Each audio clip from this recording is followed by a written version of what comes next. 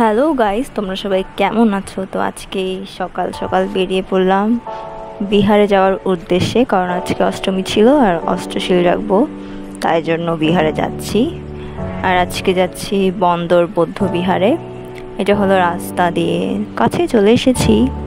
আর বন্দরের রাস্তাটা দেখো, জাস্ট ওয়াও।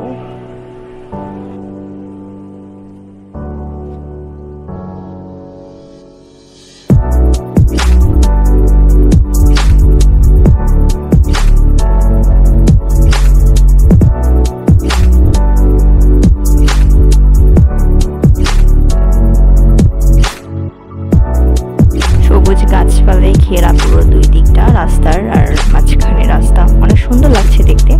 তো তোমাদের কার কার বাসা কোথায়, ওটা কিন্তু কমেন্ট করে অবশ্যই জানাতে ভুলো না যেন তোমরা। অ্যান্ড এটা হলো কি নিজেও জানি না।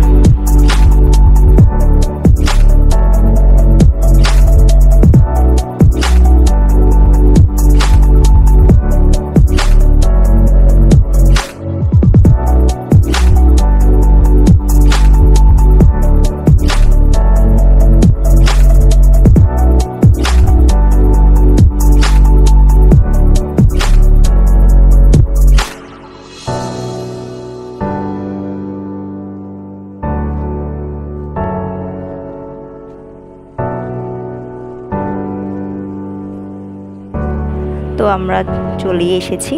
তো এটা হলো বন্দর বৌদ্ধ বিহার। অ্যান্ড আজকে পুজো সাজাবো, পুজো দিব, এরপর অষ্টশীল নিয়ে চলে যাব।